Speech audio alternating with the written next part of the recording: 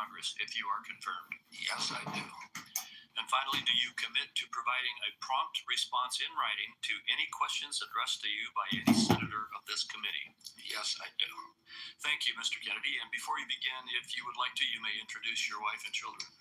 Yes. My wife, Cheryl Hines, is here. My daughter, Kit Kennedy. My son, Bobby Kennedy.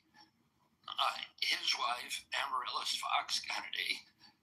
And my nephew, Jackson Hines, is here too. We welcome you all. Thank you. You may proceed with your statement. Thank you, Mr. Chairman. Chairman Grapo, Ranking Member Wyden, and members of this distinguished committee. I'm humbled to be sitting here today as President Trump's nominee to oversee the U.S. Department of Health and Human Services. I want to thank President Trump for entrusting me to deliver on his promise to make America healthy again. I also want to thank Cheryl and Kit and Bobby and all of my other children who are here today and all the many members of my large extended family for the love that they have so generously shared. Ours has always been a family that has been involved in public service, and I look forward to continuing that tradition. My journey into the issue of health began with my career as an environmental attorney, working with hunters and fishermen and mothers in a small town in the Hudson Valley and along the Hudson River. I learned very early on that human health and environmental injuries are intertwined. The same chemicals that kill fish make people sick also. Today, Americans' overall health is in grievous condition. Over 70% of adults and a third of children are overweight or obese. Diabetes is 10 times more prevalent than it was during the 1960s. Cancer among young people is rising by 1 or 2% a year. Autoimmune diseases, neurodevelopmental disorders, Alzheimer's, asthma, ADHD, depression, addiction, and a host of other physical and mental health conditions are all on the rise, some of them exponential. I don't know, Morel, if you can hear me, but something's wrong with my phone. The United States has worse health than any other developed nation. Yet we spend more on healthcare, at least double, and in some cases triple, as other countries. Last year, we spent $4.8 trillion, not counting the indirect costs of missed work. That's almost a fifth of GDP. It's tantamount to a 20% tax on the entire economy. No wonder America has trouble competing with countries that pay a third of what we do for health and have better outcomes and a healthier workforce. But I don't want to make this too much about money. It's the human tragedy that moves us to care. President Trump has promised to restore America's global strength and to restore the American dream, but he understands we can't be a strong nation when our people are so sick. A healthy person has 1,000 dreams. A sick person has only one. Today, over half of our countrymen and women are chronically ill. When I met with President Trump last summer, I discovered that he is more than just concerned for this tragic situation, but genuine care. President Trump is committed to restoring the American dream, and 77 million Americans delivered a mandate to him to do just that, due in part to the embrace and elevation of the Make America Healthy Again movement. This movement, led largely by Maha moms from every state, you can see many of them behind us today, and in the hallways and in the lobbies, is one of the most transcendent and powerful movements I've ever seen. I promise President Trump that if confirmed, I will do everything in my power to put the health of Americans back on track. And I've been greatly heartened to discover a deep level of care among members of this committee, too, both Democrats and Republicans. I came away from our conversations confident that we can put aside our divisions for the sake of a healthier America. For a long time, the nation has been locked in a divisive healthcare debate about who pays. When healthcare costs reach 20%, there are no good options. We need to see desperation debt. If we don't change the course and ask why are healthcare costs so high in the first place, the obvious answer is chronic disease. The CDC says 90% of healthcare spending goes toward managing chronic disease, which hits lower income Americans the hardest. The president's pledge is not to make some Americans healthy again, but to make all of our people healthy again. There is no single culprit in chronic disease. Much as I have criticized certain industries and agencies, President Trump and I understand that most of their scientists and experts genuinely care about American health. Therefore, we will bring together all stakeholders in pursuit of this unifying goal. Before I conclude, I want to make sure the committee is clear about a few things. News reports have claimed that I'm anything or any industry. I am neither. I am pro-safety.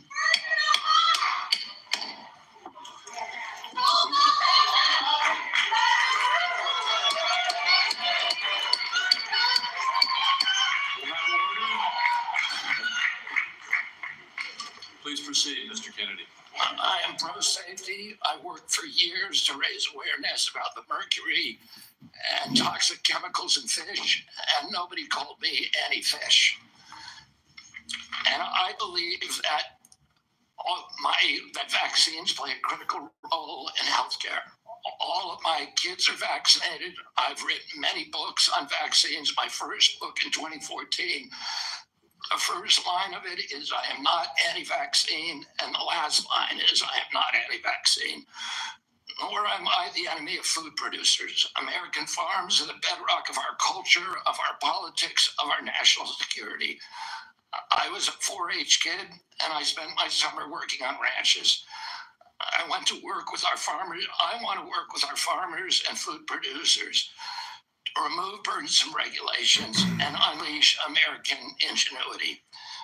MAHA simply cannot succeed without a partnership, a full partnership of American farmers. In my advocacy, I've often disturbed the status quo by asking uncomfortable questions. Well, I'm not going to apologize for that. We have massive health problems in this country that we must face honestly. And the first thing I've done every morning for the past 20 years is to get on my knees and pray to God that He would put me in a position to end the chronic disease epidemic and to help America's children.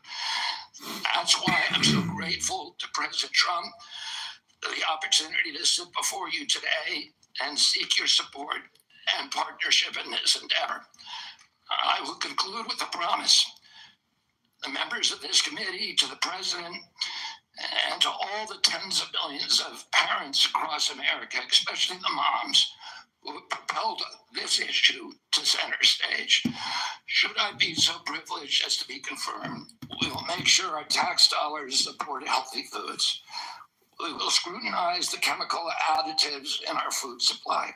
We will remove financial conflicts of interest from our agencies. We will create an honest, unbiased, gold standard science at HHS, accountable to the President, to Congress, and to the American people.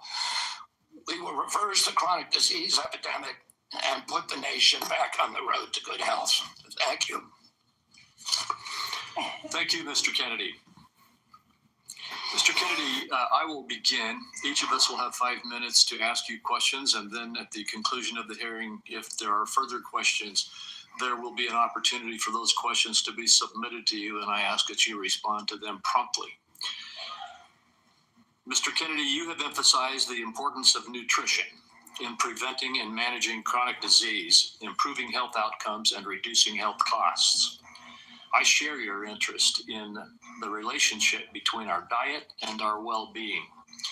And if confirmed, I look forward to partnering with you on those efforts.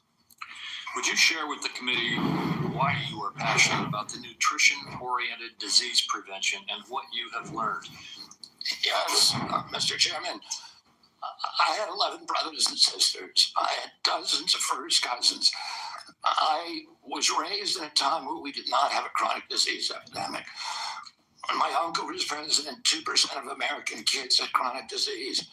Today, 66% have chronic disease. We spend zero on chronic disease during the Kennedy administration. Today, we spend $4.3 trillion a year. With 77% of our kids cannot qualify for military service. When I was a kid, the typical pediatrician would see one case of diabetes in his or her lifetime, 40 or 50-year career. Today, 1 out of every 3 kids who walks through his or office door is diabetic or pre-diabetic. And the most recent data from NIH shows 38% of teens are diabetic or pre-diabetic. Autism rates have gone from 1 in 10,000 to 1 in 1,500, depending on what studies you look at. In my generation today, 70-year-old men, 1 in 34 in my kids' generation. We've seen this explosion of autoimmune disease, of allergic diseases. This is not just a economic issue. It's not just a national security issue. It is a spiritual issue, and it is a moral issue. We cannot live up to our role as an exemplary nation, as a moral authority around the world, and we're writing off an entire generation of kids. Thank you very much. And if confirmed, how could we work together to integrate nutrition-based interventions into our healthcare programs like Medicaid and Medicare? Well, there are many ways that we can do that. A federal funding of the SNAP program, for example, and of school lunch programs could be a driver for helping kids. We shouldn't be giving 60% of the kids in school processed food that is making them sick. We shouldn't be spending 10% of the SNAP program on sugar drinks. So we have a direct ability to change things there. We also, in Medicaid and Medicare, we need to focus more on outcome-based medicine, on putting people in charge of their own health care, of making them accountable for their own health care so they understand the relationship between being and getting sick. Most importantly, we need to deploy NIH and FDA to doing the research to understand the relationship between these different food additives and chronic disease so that Americans understand it and make sure that Americans are aware of it. I don't want to take food away from anybody. If you like a McDonald's cheeseburger, a Diet Coke, which my boss loves, and you should be able to get them. If you want to eat Hostess Twinkies, you should be able to do that. But you should know what the impacts are on your family and on your health. Thank you. Senator Wyden. Thank you very much, Mr. Chairman. Before I begin my questions, I'd like to start by entering into the record a letter the committee received from Ambassador Carolyn Kennedy outlining what she believes is Mr. Kennedy's lack of personal fitness for the office. Without objection. Mr. Kennedy, you have spent years pushing conflicting stories about vaccines. You say one thing and then you say another. In your testimony today under oath, you denied that you were anti-vaccine. But during a podcast interview in July of 2023, you said, quote, "No vaccine is safe and effective." In your testimony today, in order to prove you're not anti-vax, you note that all your kids are vaccinated. But in a podcast in 2020, you said, and I quote, "You would do anything, pay anything to go back in time and not vaccinate your kids." Mr. Kennedy, all of these things cannot be true. So, are you lying to Congress today when you say you are pro-vaccine? Or did you lie on all those podcasts? We have all of this on tape, by the way. Yeah, Senator, as you know, because it's been repeatedly debunked, that statement that I made on the Lex Free podcast was a fragment of the statement. He asked me, and anybody who actually goes and looks at that podcast will see this. He asked me, are there vaccines that are safe and effective? And I said to him, some of the live virus vaccines are. And I said, there are no vaccines that are safe and effective, and I was going to continue for every person. Every medicine has people who are sensitive to them, including vaccines. All right, so He interrupted me at that point. I've corrected it many times, including on national TV. You know about this, Senator Wyden, so bringing this up right now is dishonest. let's be clear about what you've actually done then, since you want to deny your statements. For example, you have a history of trying to take vaccines away from people. In May of 2021, you petitioned the Food and Drug Administration to not only block Americans from having access to the COVID vaccine, but to prevent any future access to the life-saving vaccine. Are you denying that? Your name is on the petition. We brought that petition after the CDC recommended the COVID vaccine without any scientific basis. For 6-year-old children, most experts agree today, even the people who did it back then, that COVID vaccines are inappropriate for 6-year-old children who basically have a zero risk from COVID. That's why I brought that lawsuit. I don't want to. I want to emphasize Mr. Kennedy, the facts.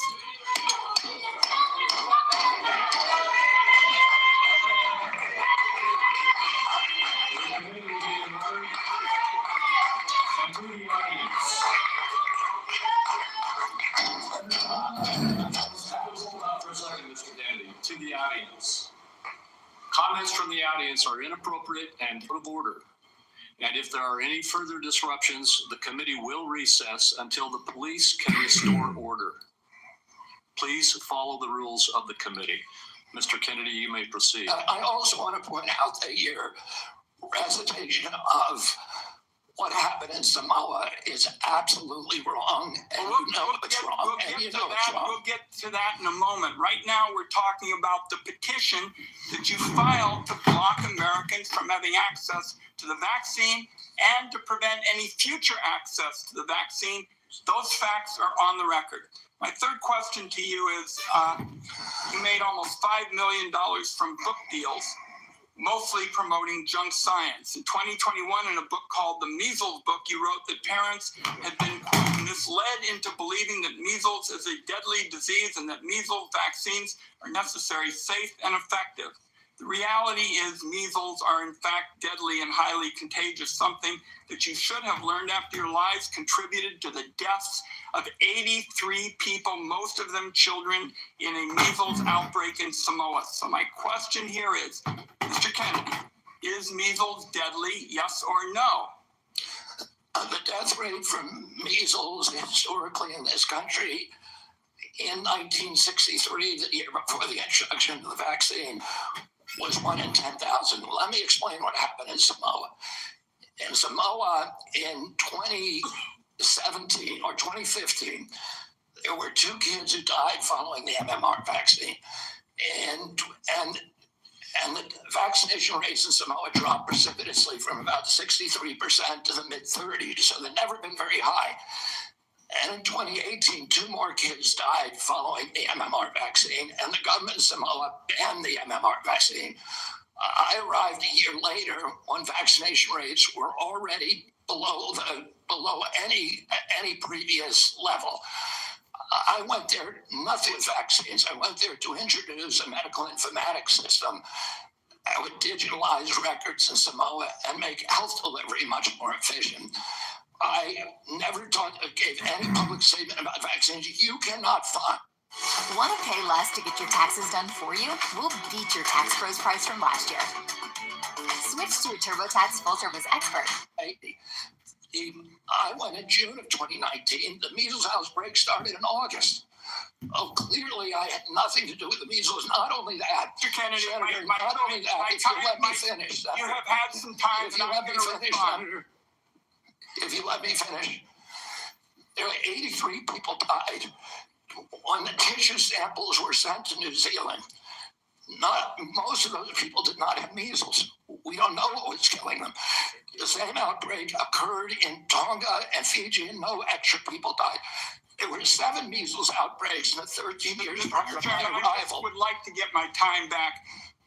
The nominee wrote a book saying that people have been misled into believing that measles is a deadly disease. He's trying now to play down his role in Samoa. That's not what the parents say. That's not what Governor Green says. It's time to make sure that we blow the whistle on actually what your views are. At least we're starting. We need to move on. I support the measles vaccine. I support the polio vaccine. I will do nothing as HHS secretary that makes it difficult or discourages people from taking either of those Anybody vaccines. who believes that ought to look at the measles book you wrote saying parents have been misled into believing that measles is a deadly disease. That's not true. We need to move on. Senator Grassley. Welcome. I'm going to do like I did in my office. I'm just going to make some points to you. I got about 7 I want to quickly get done. And then at the end, I'm going to ask if you disagree with anything I say and then address those things you disagree with. I'll make sure I say for you to do that. A key responsibility of each member of Congress is oversight. Oversight allows us to hold bureaucrats accountable to the rule of law, and it helps keep faith with taxpayers. I expect HHS to provide timely and complete responses to congressional oversight. Number 2, PBMs, something you and I discussed in our office. I've been working to hold pharmacy benefit managers accountable in order to lower prescription drug prices. I expect you to work with us to hold PBMs accountable, and that may even ask in your support for legislation that's before the Congress. Drug pricing. Senator Durbin and I have for a while been trying to get a bill passed that requires price disclosures on TV ads for prescription drugs. Knowing what something costs before buying it is just common sense. President Trump tried to do this by regulation in his first term. Vice President Vance co-sponsored our bill last Congress. I ask you to support this bill, or if you can do it by regulation, to do it by regulation. On rural health care, the previous administration dragged its feet in opening up slots for rural community hospital demonstration programs. It also ignored concerns from rural pharmacies when implementing changes to Medicare Part D, and ignored rural needs when it comes to distributing physician residency slots. I expect you to prioritize rural Americans' healthcare needs. On agriculture, in our meeting earlier this month, we talked at length about agriculture. You prefaced the conversation by saying you will not have jurisdiction over these issues. I expect you to leave agricultural practice regulations to the proper agencies, and for the most part, USDA and EPA.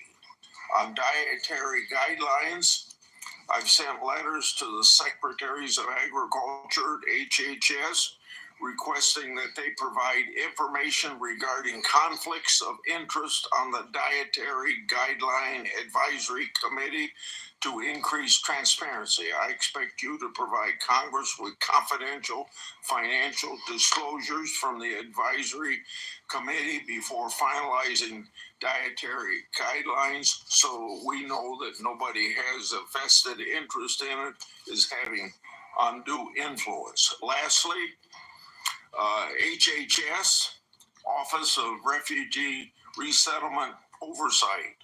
Last year, I expanded my investigation into HHS's Office of Refugee Resettlement. I wrote 24 contractors and grantees whose job it is to place unaccompanied children with sponsors. In many cases, children have been placed with improper vetted sponsors, placing them at risk of trafficking. The Biden administration's HHS directed these taxpayer-funded contractors and grantees to not respond to my inquiry.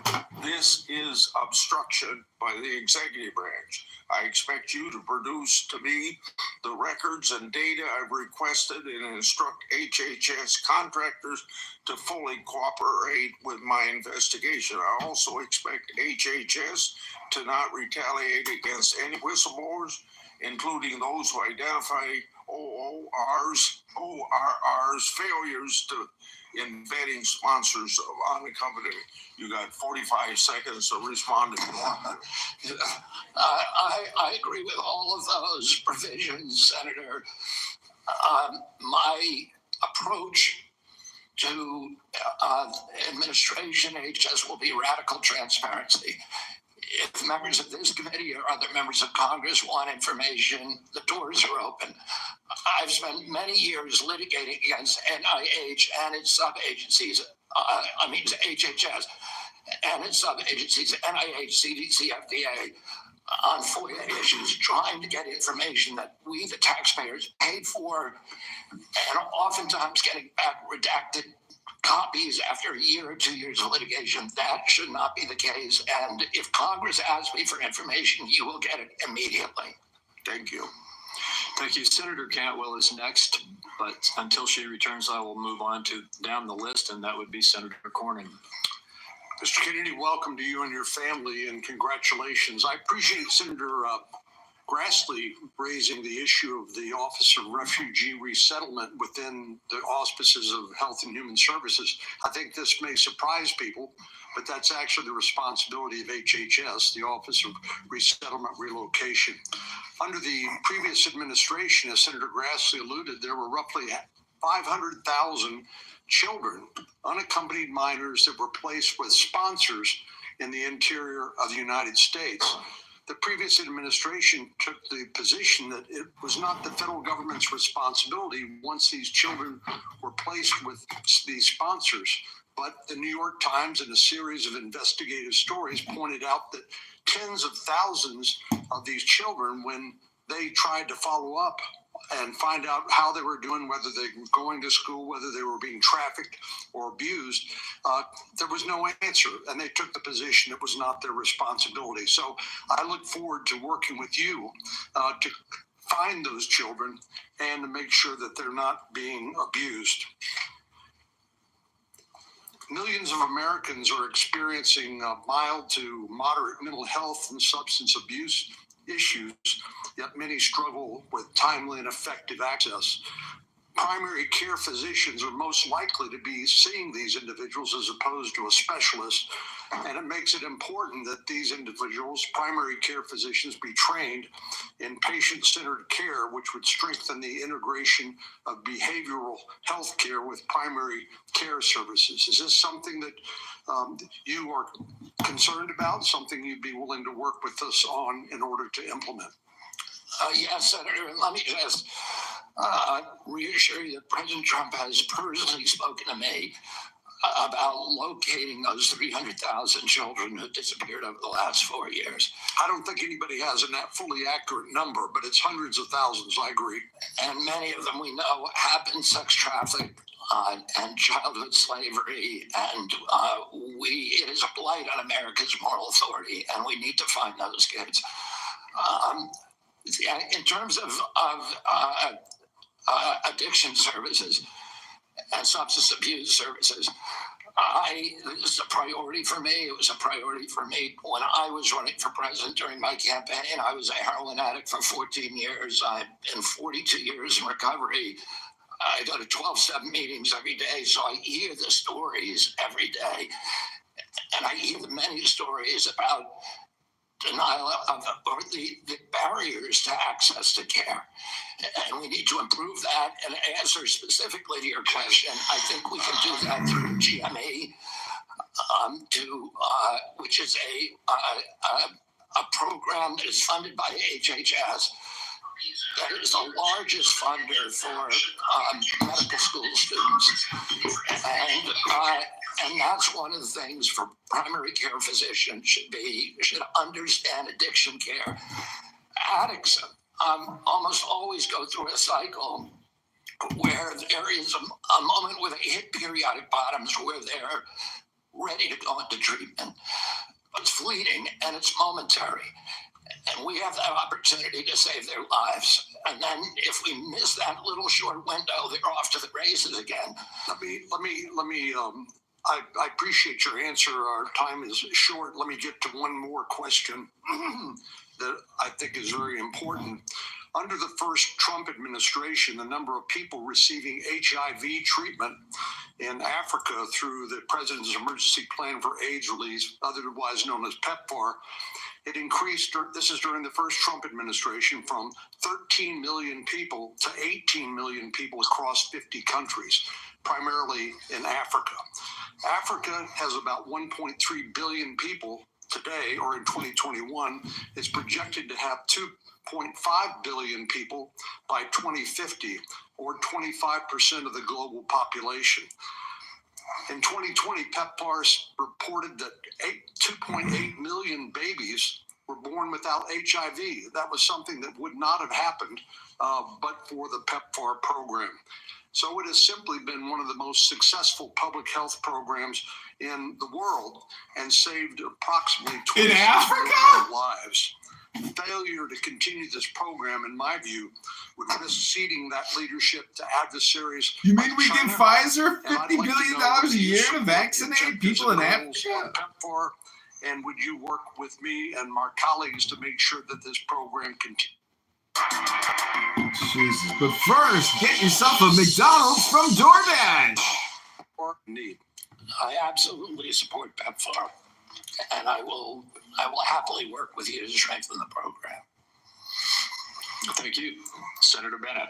Thank you, Mr. Chairman. Thank you, Mr. Kennedy, for being here this morning. And I think that, Mr. Chairman, we are truly through the looking glass this morning here in the U.S. Senate, and this committee is being asked to fulfill a really important responsibility, which is to decide whether to confirm Mr. Kennedy to one of the most important healthcare jobs in America. And the reason I think it's so important is for many of the reasons you said in your opening statement, which is that we live in the richest country in the world, and we have some of the worst health outcomes of any industrialized country in the world. We live in the richest country in the world, and we have some of the lowest life expectancy rates of anybody in the industrialized world. I was a school superintendent before I was in this job, Mr. Chairman, and I can tell you that Mr. Kennedy's right, that when I look at the kids in the Denver public schools, if we don't change the way we eat in this country, 40% of them are going to suffer adult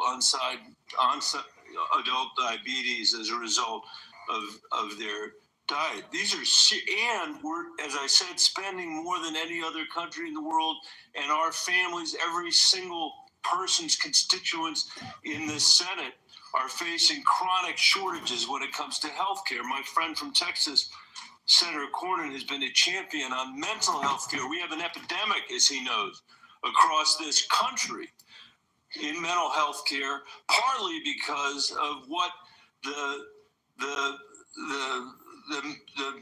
massive social media platforms that were sitting behind the President of the United States have inflicted on our children for their profit in the last decade or so. So we have no shortage of challenges to confront, and I even agree with some of the diagnosis of Mr. Kennedy. What is so disturbing to me is that out of 330 million Americans, we're being asked to put somebody in this job who has spent 50 years of his life not honoring the tradition that he talked about at the beginning of this conversation, but peddling in half-truths, peddling in false statements, peddling in theories that, create doubt about whether or not things that we know are safe are unsafe. Not that every vaccine in America is unsafe, not that you can't possibly have an adverse reaction, but that parents and children in my old school district and school districts all over this country would be better off not getting vaccinated than getting vaccinated. Unlike his own children, who are vaccinated, unlike the people he invited to his house in Los Angeles for their party who were vaccinated. For everybody else, it's about peddling these half-truths. And he says it with such conviction that you want to believe him. And Mr. Kennedy, I just have there are many, many things in the record, but I hope that you could answer these questions, yes or no. I've tried to ask these in a manner that's faithful to what you actually said, because I didn't want to have a debate about whether you actually said them. So I'm asking you, yes or no, Mr. Kennedy. Did you say that COVID-19 was a genetically engineered bioweapon that targets black and white people, but spared Ashkenazi Jews and Chinese people? I didn't say it was deliberately targeted. I just quoted an NIH-funded and NIH published study. Did you say that it targets black and white people, but spared Ashkenazi? I quoted a study, Your Honor. I quoted an NIH study that showed I'll that take that as a yes. I have to move on. I have to move on. Did you say that Lyme disease is highly likely a materially engineered bioweapon? I made sure I put in the highly likely. Did you say Lyme disease is a highly likely militarily engineered bioweapon? I probably did say that. Did you say that? That's what the developer I want all of our colleagues to hear it, Mr. Kennedy. I wanted to hear it. You said yes. Did you say that exposure to pesticides causes children to become transgender? No, I never said that. Okay, I have the record that I'll give to the chairman, and he can make his judgment about what you said. Did you write in your book, and it's undeniable, that African AIDS is an entirely different disease from Western AIDS? Yes or no, Mr. Kennedy? I'm not sure if I made that. Okay, I'll give it to the chairman, Mr. Kennedy. And then my final question: did you say on a podcast, and I quote, "I wouldn't leave abortion to the states. My belief is we should leave it to the woman. We shouldn't have the government involved, even if it's full term." Did you say that, Mr. Kennedy? Senator, I believe that every abortion is a tragedy. Did you say it, Mr. Kennedy? This matters. It doesn't matter what you come here and say that isn't true, that's not reflective of what you really believe, that you haven't said over decade after decade after decade, because unlike other jobs we're confirming around this place, this is a job where it is life and death for the kids that I used to work for in the Denver public schools, and for families in this country that are suffering from living in the richest country in the world that can't deliver basic health care and basic mental health care to them. It's too important for the games that you're playing, Mr. Kennedy. And I hope my colleagues will say to the president, I have no influence over him. I hope my colleagues will say to the president, out of 330 million Americans, we can do better than this. Thank you. We need to move on. Senator Cassidy. Mr. Kennedy, President Trump has sworn to protect Medicare. Republicans are exploring reforms to Medicaid that could help pay for Trump administration priorities. With this context, what will you do dual eligibles? About dual eligibles? Well, dual eligibles are not right now served very well under the system. Those are people who are eligible for both Medicaid and Medicare. I suppose my answer to that is to make sure that the programs are consolidated, that they're integrated, and the care is integrated. I look forward to working with you, Dr. Cassidy, on making sure that we take good care of people who are dual eligible. And how do you propose that we integrate those programs? Does Medicare pay more, Medicare pay less, Medicaid pay more, Medicaid pay less? How do we do that? Well, I'm not exactly sure because I'm not in there. I mean, it is difficult to integrate them because Medicare is under fee-for-service, is paid for by employer taxes. Medicaid is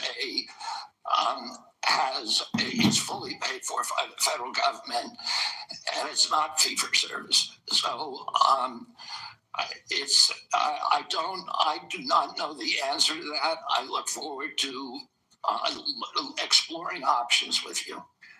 Republicans, again, are looking at ways to potentially reform Medicaid to help, pay for President Trump's priorities, but to improve outcomes. What thoughts do you have regarding Medicaid reform? Well, Medicaid is not working for Americans, and it's specifically not working for the target population. Most Americans, like myself, I'm on Medicare Advantage. I'm very happy with it. Most people who are on Medicaid are not happy. The premiums are too high. The deductibles are too high. The networks are narrow. The best doctors will not accept it in the best hospitals. And particularly, Medicaid was designed for a target population, the poorest Americans. It's now been dramatically expanded. And the irony of the expansion is that the poorest Americans are now being robbed.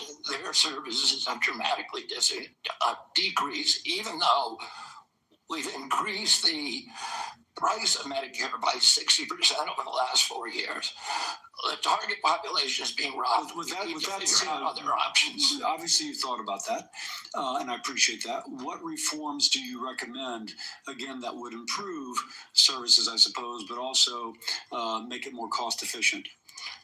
Well, President Trump has given me the charge of improving quality of care and lowering the price of care for all Americans. There are many things that we can do.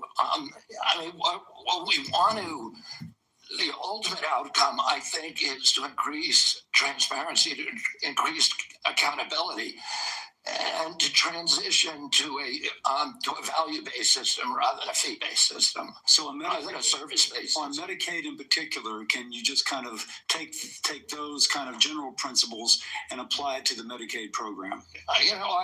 Listen, I think that there are many, many options with telemedicine, with AI right now. And, there's including direct primary care systems. We're seeing that movement grow across the country. There's one of the largest providers. So going back to Medicaid though, and speaking of these specific advances, what reforms are you proposing with these ideas vis-a-vis Medicaid? Well, I don't have a broad proposal for dismantling the program. Of course not saying that. I think what we need to do is we need to experiment with pilot programs in each state. We need to keep our eye on the ultimate goal, which is value-based care, which is transparency, accountability, access. And one more thing, going back to Medicare, you mentioned you're an MA. You mentioned earlier the Medicare fee for service. Do you have any kind of thoughts as to whether or not patients on fee for service should move into MA, or how should we handle that? Whether patients who are on Medicare fee for service. Traditional Medicare? Yes.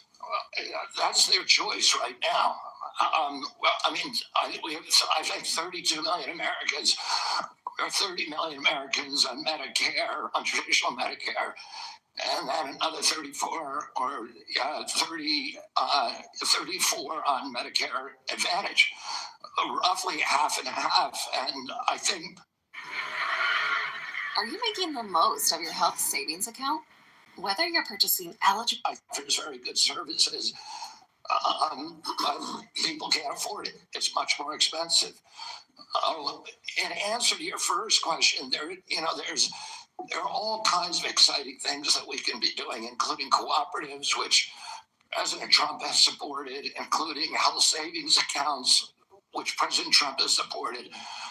All of these things to make people more accountable for their own health. And so we'd bring the cooperatives and the health savings accounts into Medicare and Medicaid?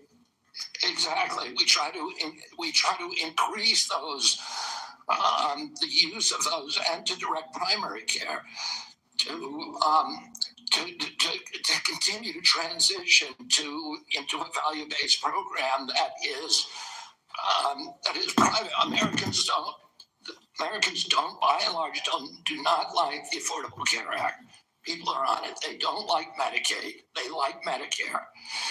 And they like private insurance.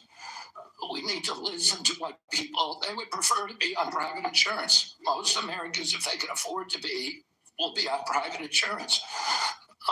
We need to figure out ways to improve care, particularly for elderly, for veterans, for the poor in this country. And Medicaid, the current model is not doing that. I would ask, any of the Democrats who were chuckling just now, do you think all that money, the $900 billion that we're sending to Medicaid every year, has made Americans healthy? Do we think it's working for anybody?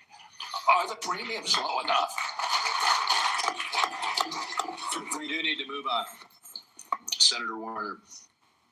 Well, I got to tell you, for literally hundreds of thousands of Virginians, Medicaid is what prevents them from health crises on a daily and weekly basis. And some imaginary new plan, and if there was a new plan that was to be the basis of what Trump was going to do in repealing Obamacare, I would have thought by now we'd have seen it. I got to tell you, listen, Mr. Kennedy, I got questions. I appreciate our visit. I know you take your views seriously, and I don't reflexively vote. I voted for 4 of President Trump's nominees already. Got a lot of grief from folks on this panel.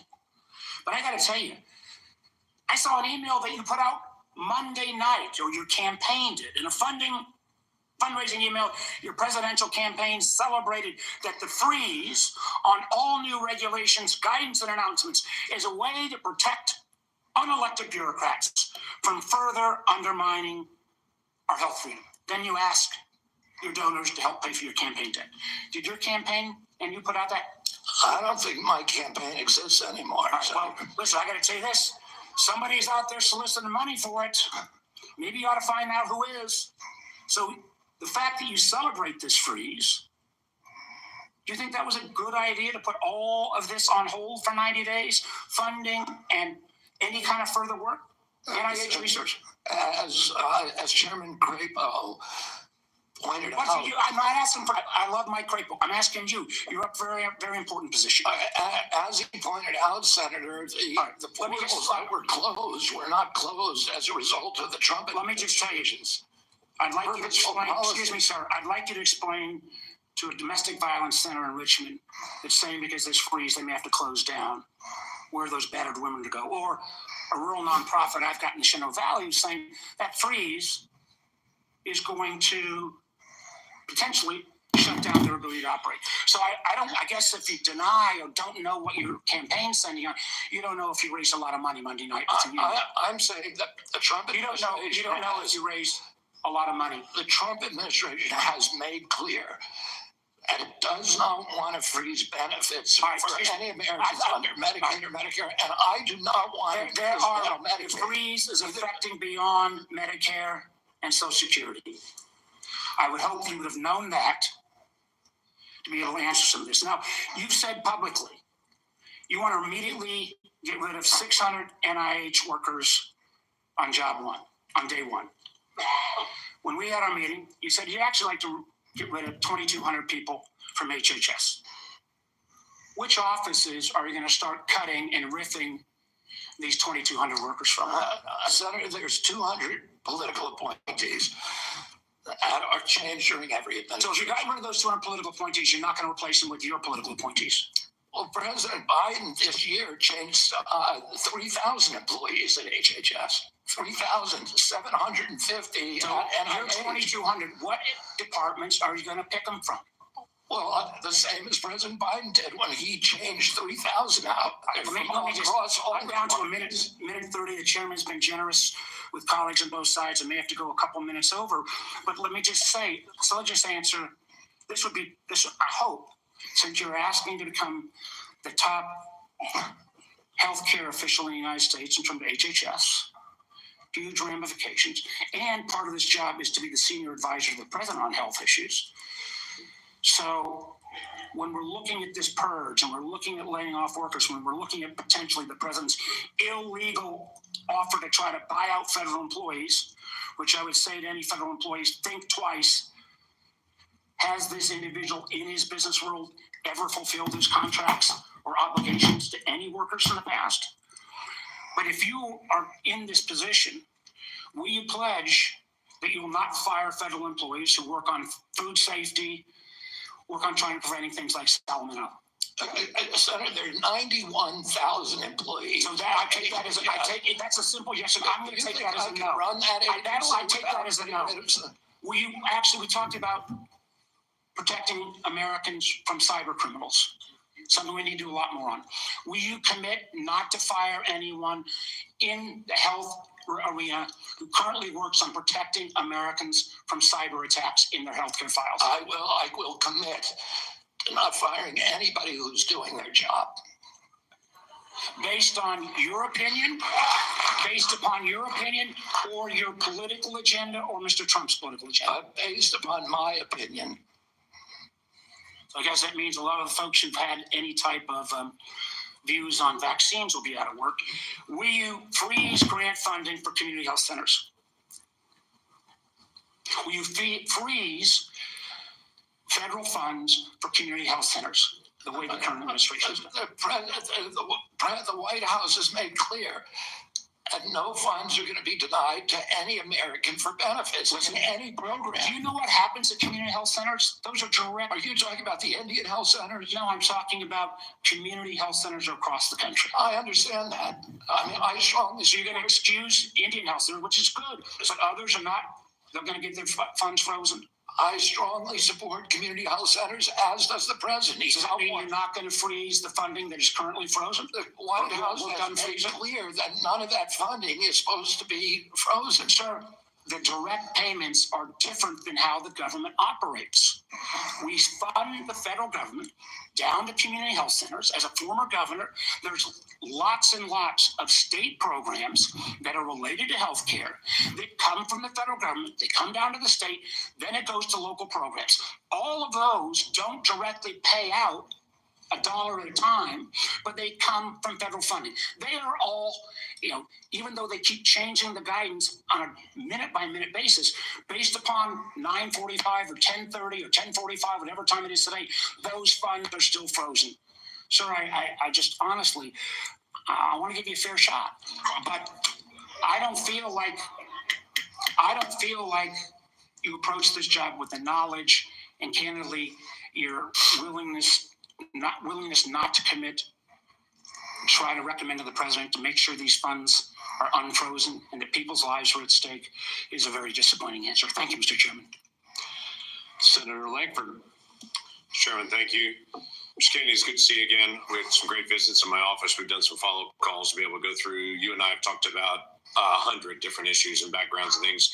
You've been able to address a lot of them today and just different questions to be able to clear up social media rumors and the things that are out there on it. So I do appreciate that. We've talked about pharmacy benefit managers. We've talked about the nursing home rule the Biden administration put down. We talked about your views on agriculture and commercial and row crop agriculture. We've talked about food issues, and you made it very, very clear. You're not going to tell Americans what to eat, but you do want Americans to know what they're eating. And I think that's a pretty fair perspective on that. I do want to talk to you about some areas that you and I have talked about as well. We have some disagreements, you and I, on the issue of life and when life begins on that. You've been very outspoken on that, and we've had some good opportunities to be able to talk about that. Title 10 is specifically in the HHS area. This is an area that has been interpreted for a long time, and President Trump in the first administration interpreted that rule to say that his administration will prohibit the performance, referral for, or promotion of abortion as a part of the Title 10 program. He made that very clear in the first administration. Obviously, that's his decision to make again on that, on how he wants to handle that, and he's made a lot of public statements on that. The Biden administration not only reversed that, not only rescinded that rule, but they went one step the other direction. In my state in Oklahoma, as you and I have talked about, the Biden administration cut off funding to the state of Oklahoma for AIDS testing, for breast cancer screening, and for other areas of poverty health care because my state didn't promote abortion. It wouldn't provide. If my state wouldn't promote abortion in the state, we got cut off for federal funds for AIDS testing and for other things. My simple question to you is, how are you going to handle Title 10 on that? I saw how President Biden handled that in the punitive measures that came on my state for those that are in rural health care. How are you going to handle Title 10? I'm going to support President Trump's policies on Title 10. I agree with President Trump that every abortion is a tragedy. I agree with him that we cannot be a moral nation if we have 1.2 million abortions a year. I agree with him that the states should control abortion. President Trump has told me that he wants to end late-term abortions, and he wants to protect conscious exemptions, and that he wants to end federal funding for abortions here or abroad. That's Title 10. I serve at the pleasure of the president. I'm going to implement his policies. Thank you for that. President Biden, when he came in, immediately closed down the Office of Civil Rights and Conscience Protections within HHS. There's a statement that's come out recently that he's going to reopen that office again to be able to protect the civil rights of Americans. One of the things that Javier Becerra did immediately when he came into HHS was conscience protections for medical professionals that were being compelled against their conscience to perform medical procedures that violated their conscience. When you shop in the Jewel Osco app, you can count on us to choose fresh produce, guaranteed. And said, no, the federal government will tell you what you believe about these issues. You don't have conscience protections anymore and refuse to protect those folks. Will you step in and say that healthcare individuals have the right of conscience again, as the federal law allows? Yeah, I mean, the first thing that occurs to me when you ask that question is what patient would want somebody doing a surgery on them that, believes that the surgery is against their conscience being forced to perform that. I don't know anybody who would want to have a doctor performing a surgery that the doctor is morally opposed to. Listen, I came from a family that was split on life and choice. I have cousins today who believe that abortion at any stage is equivalent to homicide. Now, there are other people who believe the opposite. But the good thing in my family that I really loved is that we were able to have those conversations and respect each other. And I wish that we could do that nationally. And if forcing somebody to participate in a medical procedure as a provider that they believe is murder does not make any sense to me. We need to welcome diversity in this country. We need to respect diversity, and we need to respect each other when we have different opinions, and not force our opinions on other people. Yeah, thank you for that. The FDA, under the Biden administration, changed the rules for the chemical abortion drug and said you no longer need to see a physician. So if you have an ectopic pregnancy or all kinds of other, don't even go anymore to see a physician. But they also changed an area that has been something that's been very particular. You talked about a lot. That's transparency. They changed the position and said, don't tell us if there's a side effect in this drug unless she dies. But other than that, don't tell us anymore. Literally, don't give transparent information to the American people or to the women who take this drug anymore. We don't want that reported. My question to you is, will FDA move to be able to actually give transparency to the American people and to say this drug is no different than any other drug? We don't get protected just because it's political for some folks. People should know side effects on this drug, and there should be reporting. Yeah, I mean, it's against everything we believe in this country that patients or doctors should not be reporting adverse events. We need to know what adverse events are. We need to understand the safety of every drug, mifepristone and every other drug.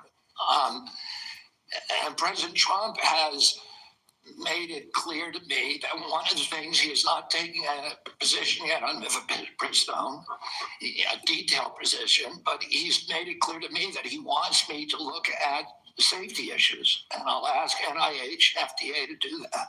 Thank you. Senator Whitehouse. Thank you, Chairman.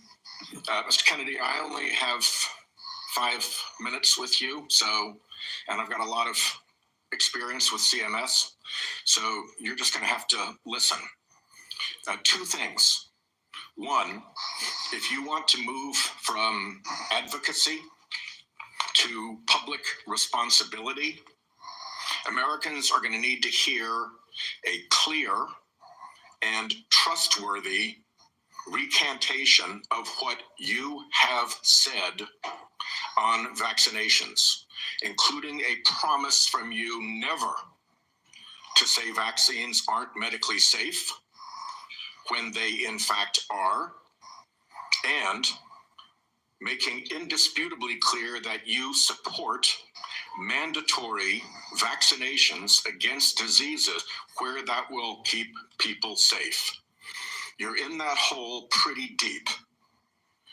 We've just had a measles case in Rhode Island, the first since 2013. And frankly, you frighten people. 2, I want to air harms that Rhode Island Kennedy has frightens people. This experienced fucking from a psychopath. All these remorseless, fucking senators have got to CMS go. bureaucracy. They are beyond fucking evil. CMS has for years These are just the worst people in maintained society. a It's reimbursement unbelievable. system that the bureaucracy could never explain, Democrat senators, never justify, that that persistently pays Rhode Island providers less. Oh, Rhode Island. Couldn't you do any better than this, Rhode Island? Connecticut providers. A differential of 23 and 26% in our regional healthcare market. The Pending Ahead program can begin to remedy this, at least for value-based care, and it must. There has to be payment parity in the region. Rhode Island's healthcare system is bleeding out because we aren't paid what neighboring hospitals and doctors are paid. And the one act CMS took on this years ago was to make it worse. The CMS bureaucracy has also attacked one of the best accountable care organizations in the country, Rhode Island's Integra family doctors. Tried to throw them off the shared savings program because they said Integra years ago briefly fell 137 patients short of the 5,000 patients that ACOs need. CMS wouldn't listen until a court found that to be unjustified, likely illegal, irreparable harm to this high-performing ACO and patients, and contrary to the public interest. That must stop. Last, CMS has refused to approve waivers granted elsewhere for Rhode Island from rules that are stupid for Medicare patients who are nearing the end of their days. Here's what families see. Granny is home dying. She needs to transfer to a nursing home, and Medicare insists on putting her 3 days and 2 nights in a hospital. Expensive, frightening to Granny and the family, and stupid. Granny's home dying and can't get palliative and curative care together. Inhumane and stupid. Granny's home dying and can't get home care if she can still get out into the yard or be driven to see the shore, to see Narragansett Beach, say, one more time, to recall childhood memories before she dies. Inhumane and stupid. Granny's home dying and the family's exhausted, and the respite care benefit is not to send a nurse or a caregiver, but to stuff Granny in an ambulance and haul her off to a hospital. Some respite. It's all expensive, frightening, inhumane, and stupid. But the insensate CMS bureaucracy takes a court order to be awakened to the harm they cause. I have had enough. CMS should let Rhode Island try humane end-of-life care through CMMI. Let's see if it works at a state. I bet it will save money, serve families better at a very, very delicate time, and perhaps even make a model for better health care everywhere. I've said a lot. My time is out. You're welcome to respond in writing. I ask unanimous consent that the order declaring CMS's actions to constitute irreparable and illegal harm be put into the record. Without objection. Let me just respond very briefly, Senator Whitehouse. I'm an implacable enemy of tyrannical, insensate bureaucracies and stupid rules, and I will work with you to make CMS responsive to the needs of Rhode Island and to remedy those disparities that you talk about. I am familiar with the Integra Health plan, and it is a template for what we ought to be doing in a value-based plan. And I look forward to making sure that we create pilot programs like this. Unfortunately, Mr. Chairman, around the country. Unfortunately, Mr. Chairman, one of the things I've learned in my tenure in the Senate is that a nominee saying that they're willing to work with me amounts to exactly zero. We need to get this fixed. Thank you. Well, I guess at that point, then we will move on to Senator Daines. Mr. Chairman, thank you. Mr. Kennedy, I'm glad to see you here this morning. I listened to your opening remarks, and you mentioned that you want to make HHS the gold standard of science. I have found my engagements with you, both behind closed doors in my office, as well as listening to you publicly, to be very thoughtful and science-based. I applaud that. I thank you for that. And I realize this will likely be a very partisan vote on this committee and on the Senate floor. But let the record state there are 3 medical doctors on this side of the dais. I'm a chemical engineer. We believe in science. I'm thankful that you do too, and you made that comment in your opening remarks. I want to talk about agriculture for a moment. We talked about our common love for Montana. You've been to Montana many times. It's a wonderful state. A lot of folks have discovered it. They watch the show Yellowstone, and people are coming and moving into our state. But it's an amazing place. But as you know, agriculture is our top economic driver in Montana.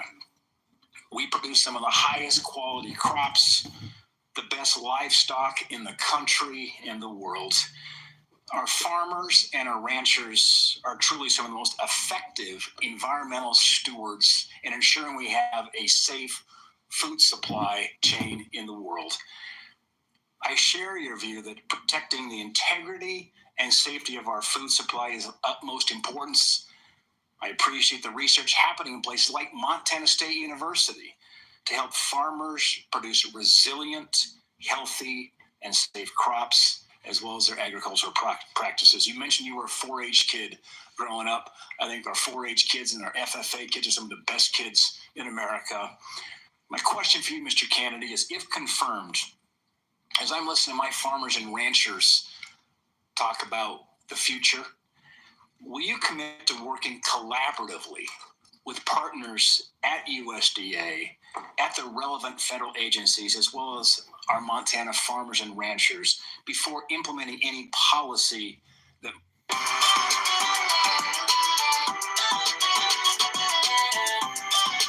In personal commitment and a long career working with farmers, I want to make sure I understand the very, very narrow margins, the slim margins that American farmers and ranchers are dealing with.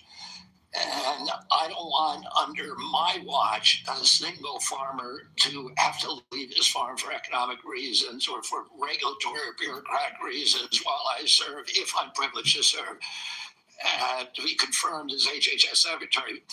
Even more important, President Trump had a very strong commitment to farmers. President Trump is probably historically in modern history the best farm president in our history. Farm income spiked for the first time in decades under his last administration. He got solid support from farmers across the country. Farm country is Trump country. Farmers across the country supported him during this election. He has specifically instructed me that he wants farmers involved in every policy, and that he wants me to work with Brooke Rollins at USDA to make sure that we preserve American farmers, that all of our policies support them. Mr. Kennedy, thank you. And if confirmed, I look forward to having you and Brooke Rollins out to Montana to spend some time You have my commitment to come there anytime, particularly during ski season or hunting season. Deal. I want to shift gears for a moment. As we discussed in the meeting we had in my office, mifepristone was approved in 2000. The FDA has been under scrutiny and brought to court for failure to properly assess this drug, as well as subsequent deregulations Senator Langford described that occurred over the past 25 years. Some of these deregulations included ending the requirement that these drugs be prescribed by a doctor, ending reporting requirements for adverse events, and allowing these pills to be obtained through the mail. In fact, the FDA's own prescribing label mentioned that 3 to 5% of women taking this drug end up in the emergency room. My question is, if confirmed as Secretary of HHS, will you commit to working with the FDA Commission to review these deregulatory actions that are threatening the safety of women? Sorry, Senator. And as I said to Senator Langford, I think it's immoral to have a policy where patients are not allowed to report adverse events and where doctors are discouraged from doing that. President Trump has asked me to study the safety of mifepristone. He has not yet taken a stand on how to regulate it. Whatever he does, I will implement those policies. I will work with this committee, make those policies make sense. Thank you, Mr. Kennedy. Senator Hassan. Thank you, Mr. Chair and Ranking Member Wyden, and welcome, Mr. Kennedy, and to your family as well. I want to start with a couple of concerns I have, and just briefly on Medicaid. States share in the funding of Medicaid. Millions of disabled children in this country are alive because of Medicaid. Millions of people with addiction in this country are in recovery because of the services provided to them by Medicaid. And millions of chronically ill people who, until Medicaid expansion was enacted, who couldn't get health care and therefore couldn't work because they were too sick, got health care through Medicaid expansion, then went back to work, and now they're on private insurance. So those are some facts about Medicaid that you might want to brush up on. Now, I'm also extremely concerned about your endorsement of radical fringe conspiracies that, if implemented at HHS, would put American families' lives at risk. Vaccines are one of our greatest public health triumphs. And you don't need, I'm not talking about abstract medical science. One of the people who helped raise me was my grandfather, who was a pediatrician. He practiced medicine in this country from 1921 until the mid-1980s. And I heard details about the difference those vaccines made in saving lives in the children who were under his care. Vaccination has helped to eradicate many deadly diseases in the United States, including polio and smallpox, something we should be proud of as Americans. I am extremely concerned that as Secretary, you would be able to halt critical vaccine research and to exploit parents' natural worries by advising them not to vaccinate their children. This will lead to more children getting sick, and some will even die. Before the measles vaccine, about 500 American children died a year from measles. This is too much of a risk for our country, and there is no reason that any of us should believe that you have reversed the anti-vaccine views that you have promoted for 25 years.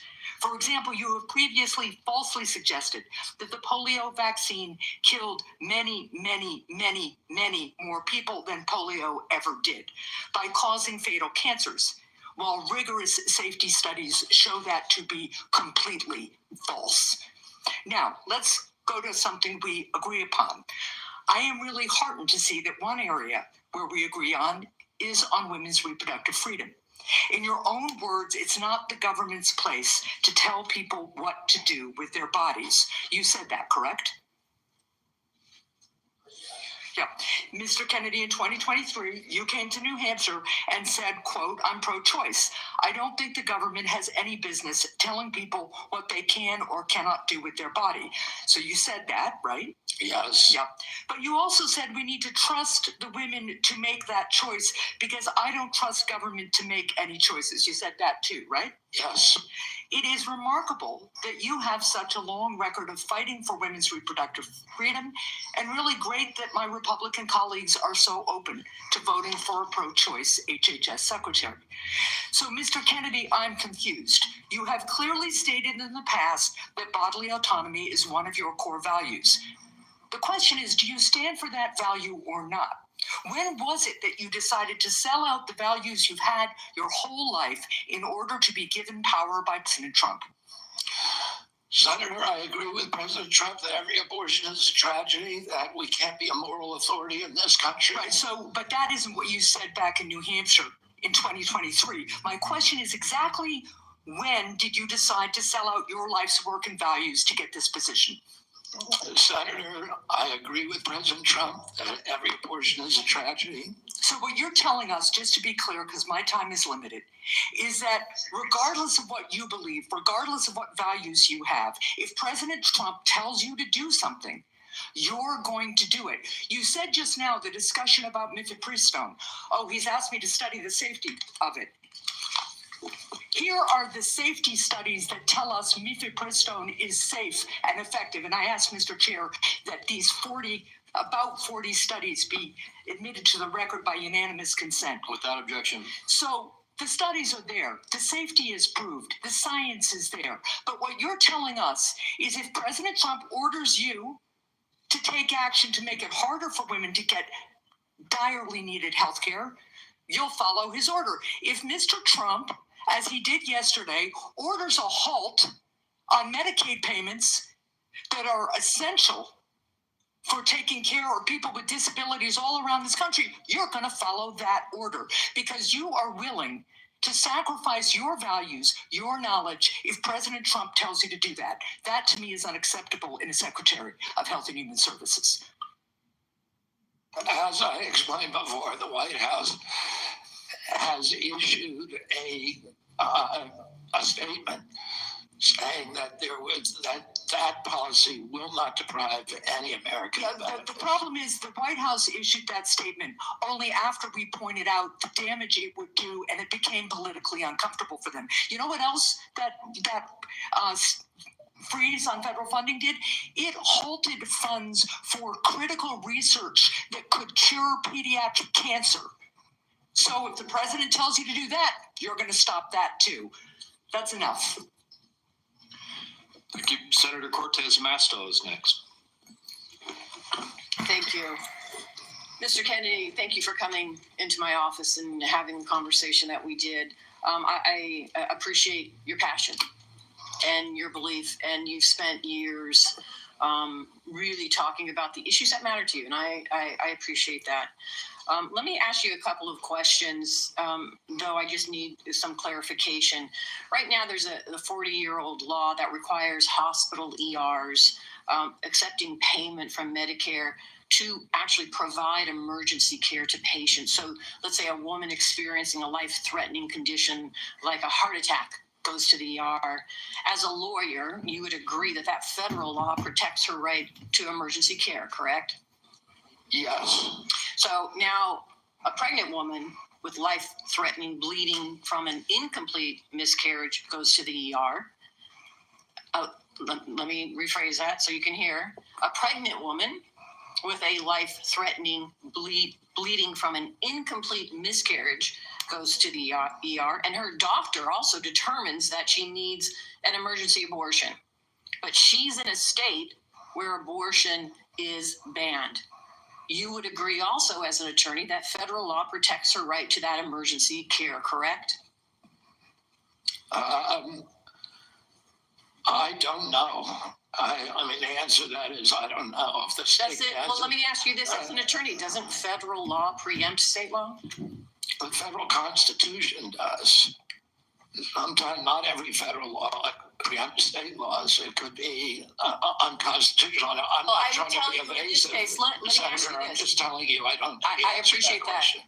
But what authority do you have over this as the director of HHS? What authority do I have? To enforce the law. In what regards? To make sure that a hospital that receives payment from Medicare is ensuring that they're providing the necessary emergency care to patients when they present. It's actually the EMTALA law. So what authority as HHS director do you have with respect to EMTALA? My understanding is that I have budgetary power and that it's pretty much limited to that. But if you tell me I have another authority, I don't even think that. Well, let me tell you, we you have do. a law enforcement branch at HHS. Actually, you do. And Want to hand off your taxes? Get more from your tax expert and spend less. States complaints of EMTALA violations, as well as the Health and Human Services Inspector General, who, by the way, was just recently fired by Donald Trump. So you will be enforcing EMTALA laws, and it's important that you understand their impact and don't play politics with the patient presenting at the ER based on a position that this administration has taken. Let me ask you another question. When we met in my office, you said about lowering drug prices, that when Big Pharma price gouges, the American people suffer. I think we both agree on that. And I think you're sincere in your belief that you want to reduce prices for Americans, correct? Yes. Yeah. The Inflation Reduction Act empowered Medicare to negotiate prescription drug prices. It penalizes drug companies for price hikes above inflation, and it caps seniors' out-of-pocket drug costs, along with reducing insulin prices to $35 per month. But your future boss, Donald Trump, on his first day in office, revoked President Biden's executive order that actually directed the health secretary to examine ways to reduce drug prices and improve access to innovative therapies for the American people. And unfortunately, Republicans in Congress to repeal the Inflation Reduction Act, which means reversing The Inflation all of those Reduction things that we Act worked is on a to spending lower act. prices Thus, for it's not an Americans. inflation So my reduction, question it's to an you inflation is, act. what do you do?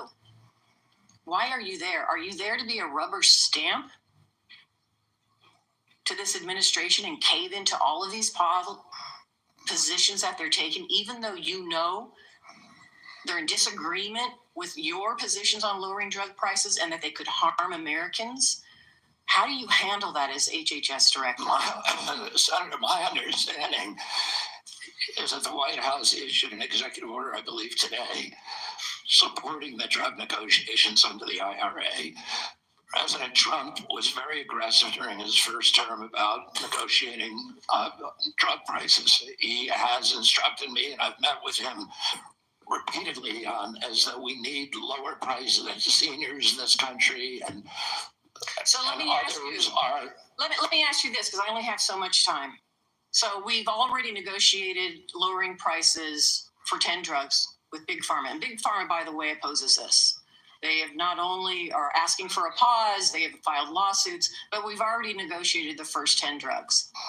And we want to expand it to the next 10 to 15 that the Biden administration has put forward. Would you agree and continue that path of really mandating that Big Pharma come to the table and negotiate drug prices for Medicare so we can lower those prices for Americans? My understanding is that the executive order that was issued today, which I haven't seen, but I've read a summary. Well, let me ask you this then, because you keep citing the Trump administration and you're just going to follow what they say. Is that what you're doing? You're just a rubber stamp for them in this position? So anybody, so it doesn't matter that you're before us. It could be anybody coming before us as long as they're a rubber stamp for this administration and disregarding your beliefs and what you think.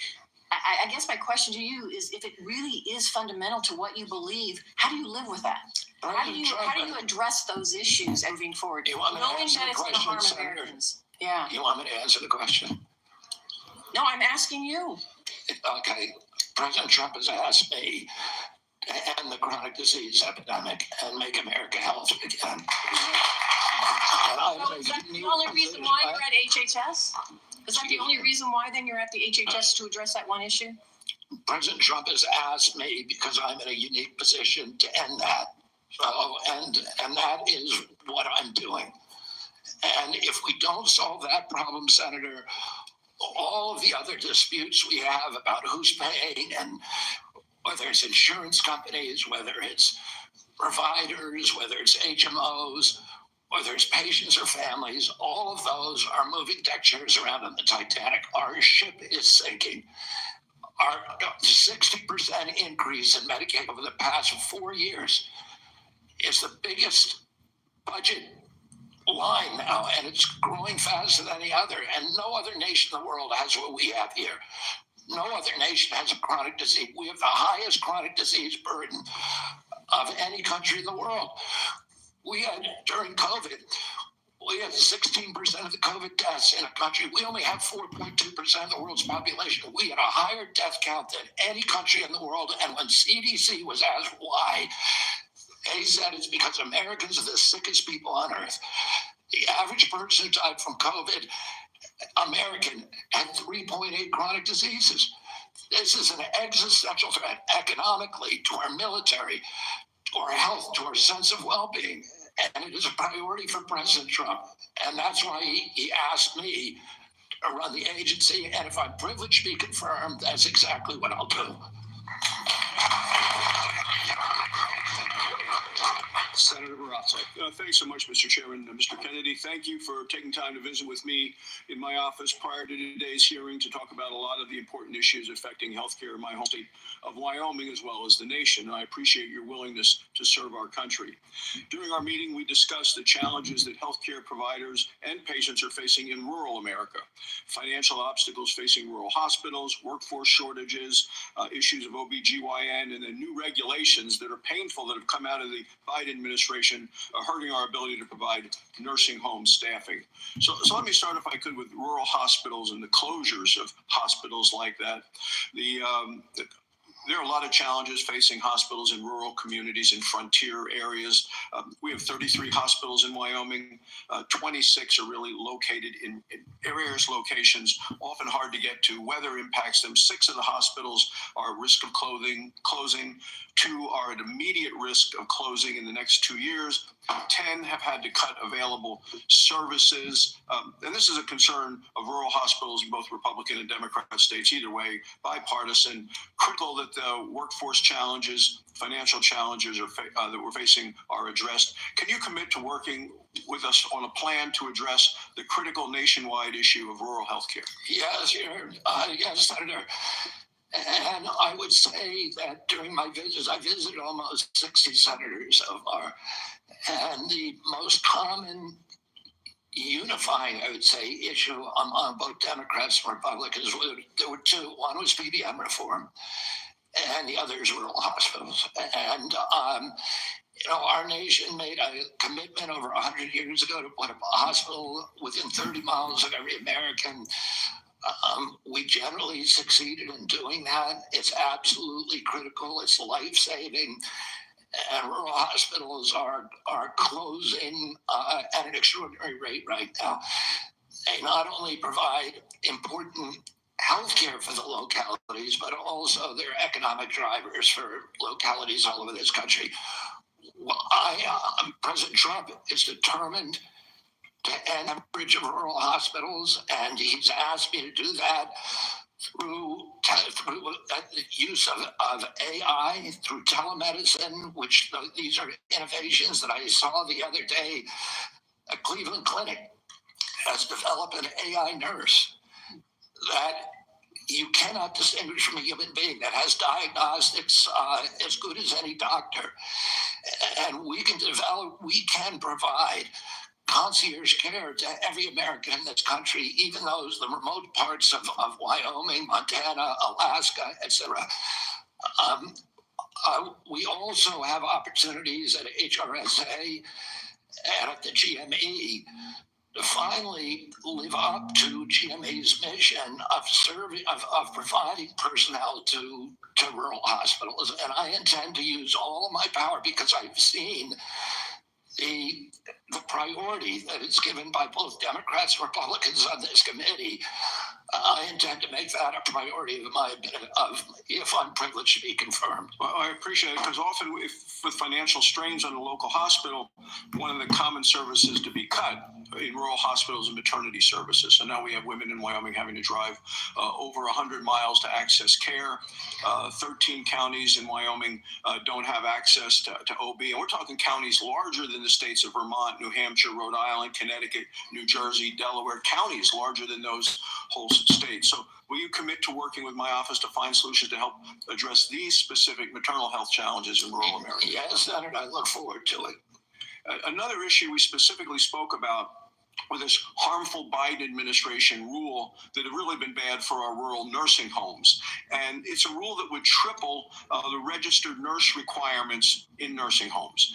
This is going to lead, there just aren't enough registered nurses in our state to be able to comply with this. This would lead to nursing home closures across our state. Will you commit to working with me to fix this serious problem as a result of a rule that came out by the Biden administration, who clearly doesn't understand rural America? Yes, Senator, I think the rule was well intentioned, but as you've said, and I've heard from many rural senators, it will be a disaster for their states. Some of the nursing homes, these are staffing rules that require 24-hour staffing by medical professionals. Some of the nursing homes in rural areas simply do not have the available personnel or the economics to be able to do that. It will mean the closure of nursing homes in rural areas across our country, which means the parents, elderly parent, will be moved a great distance from the local community and their family. And we know that the single greatest driver of high quality nursing home care is the involvement, the proximity of family members. When you move that nursing facility away from the community where the kids live, you're going to get much worse care. So the intention, although it was noble, was in reality, for rural areas at least, it is going to be a disaster. Thank you, Mr. Chairman. Thank you. Senator Johnson. Mr. Kennedy, welcome. Thank you for being here. Thank you for your decades-long advocacy for a clean environment, for children's health. I can't say as I'm surprised by the hostility on the other side. I'm highly disappointed in it. I don't know if you remember when you called me up and you were contemplating setting your political differences aside, joining forces with President Trump on an area of agreement, addressing chronic illness, trying to find the root cause of all. I like it. It's mine. You guys as well know mine. I feel so rich. I feel like a billionaire. I'm talking like a billionaire. We need to heal and unify this divided nation. I'm not necessarily the most optimistic guy because we've got enormous challenges facing this nation, but I thought, wow, here's somebody from the left, somebody I don't agree with on many issues politically, coming together with President Trump and focusing on an area of agreement, something that the American people desperately want. Finding out the answers. What has caused autism? What is causing chronic illness? Ms. Kennedy, I think I've come to know what's in your heart. I think I